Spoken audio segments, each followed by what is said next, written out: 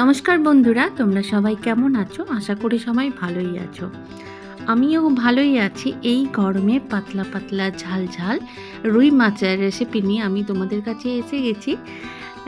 এই গরমে শাকসবজি আর পাতলা মাছের ঝোল, এই দুটোই আমাদের ভরসা। আর কিন্তু কোনো কিছু ভালো লাগছে না। তো আমিও হাতের কাছে রুই মাছ পেয়ে গেছি, তো আমিও পাতলা ঝোল বানাবো। তো আমি কিভাবে বানাই সেটা তোমাদের সাথে শেয়ার করব। অলরেডি আমার চ্যানেলে অনেকগুলোই মাছের রেসিপি দেওয়া আছে, তোমরা চাইলে দেখে নিতে পারো। তেলাপিয়া মাছের তেল ঝাল, রুই মাছের ঝাল সব কিছুই দেওয়া আছে। চারাপোনা থেকে শুরু করে মোরালা, চিংড়ি, পাকাল মাছ, সমস্ত মাছের রেসিপি দেওয়া আছে। এই গরমের মধ্যে কিভাবে পাতলা পাতলা ঝোল এবং বাড়িতেই থাকা খুব কম খরচে এবং অল্প অল্প মশলা দিয়েই এত সুন্দর টেস্টি একটা লোভনীয় মাছের রেসিপি তুমিও বানিয়ে নিতে পারবে। তো আমি কিভাবে বানাবো সেটা তোমাদের সাথে শেয়ার করব। অবশ্যই নতুন হলে চ্যানেলটি সাবস্ক্রাইব করে বেল আইকন প্রেস করে সঙ্গে রেখো। যদি ফেসবুক পেজ থেকে দেখো তাহলে পেজটি ফলো করে রাখার অনুরোধ রইল। তো মাছগুলো ভালো করে কিন্তু নুন, হলুদ, লঙ্কা গুঁড়ো ভালো করে ম্যারিনেশন করে 10 মিনিটের জন্য আমি রেখে দেবো। খুব সুন্দরভাবে কিন্তু ম্যারিনেশন করে নিতে হবে হাতের সাহায্যে চেপে চেপে। এবারে মাছগুলোকে এরকম ধরনের ফ্রাই করে নিতে হবে। ফ্রাইটা তোমরা খুব বেশি করতে পারো, আবার খুব হালকা হালকা ফ্রাই করতে পারো। আমি দেখো এরকম ধরনের ফ্রাই করেছি। এরকম ফ্রাই করলেই আমার ভালো লাগে খেতে। কাঁচা কাঁচা ধরনের ফ্রাইটা আমার একেবারে কিন্তু ভালো লাগে না। তো দেখো অন্যদিকে আমি কড়াই বসিয়ে দিয়েছি। সেই কড়াইয়ের মধ্যে আমি দিয়ে দিলাম এখানে শুকনো লঙ্কা আর গোটা জিরে। ব্যাস, আর কিচ্ছু না, এগুলো সবার বাড়িতেই পাবে। আর মাছে তো এটা না দিলেই নয়, একটু পেঁয়াজ বাটা, তার সাথে একটু কাঁচা লঙ্কা আমি দিয়ে দিয়েছিলাম। কাঁচা লঙ্কা পেঁয়াজ একসাথে পেস্ট করে নিয়ে এর মধ্যে দিয়ে ভালো করে তেলের মধ্যে ফ্রাই করে নিতে হবে। এখানে সামান্য নুন দিয়ে আবার একবার ভালো করে এটাকে আমি নেড়ে নেব।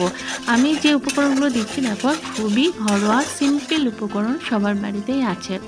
তো এইগুলো দিয়ে কিন্তু খুব সুন্দর এই মাছের রেসিপিটা তোমরা বানাতে পারবে। অসাধারণ হয়েছিল। এটা আমরা বাড়িতে বানিয়েছিলাম, সবাই মিলে খুব এনজয় করে খেয়েছি, আর মুখে এখনও পর্যন্ত লেগেই আছে। তো দেখো পেঁয়াজটা ভাজা ভাজা হয়ে গেলে সব মশলাগুলো অল্প অল্প করে দিয়ে নিলাম। তো ভালোভাবে এটা মশলাটা আমি কষে নিলাম। যখন দিলাম তিল ওপরে এসে গেছে, তখন এখানে একটু টক দই ইউজ করলাম। এটা তোমরা অপশনাল দিতেও পারো, না দিতে পারো, বাট আমি এখানে এটা দিলাম। এই গরমে একটু টক দই দিলে ভালো লাগে, আর এই ফ্লেভারটাও একটু অন্যরকমই হবে। তো এটা দিয়ে গ্যাসের চুলা অফ করে আমি টক দইটা মিশিয়ে নিয়েছি। তারপরে আবার গ্যাসের চুলা স্টার্ট করে দিলাম। দেখো একেবারে তেল উপরে ভেসে উঠেছে। সেই পর্যায়ে আমি এখানে দেখো ভাজা মাছগুলো দিয়ে দিলাম। এই যে তোমরা দেখতেই পাচ্ছ। আর ঠিক আমি এরকমভাবেই ভেজেছিলাম মাছগুলো। দেখতে দেখো কত লোভনীয় লাগছে।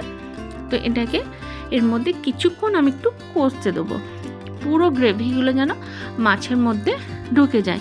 এই অবস্থায় আমি কিন্তু জল এখন দিচ্ছি না। তো এটা একেবারে মিডিয়াম টু লো ফ্লেমে কয়েক সেকেন্ড এটা এভাবে বয়েল হতে থাকে।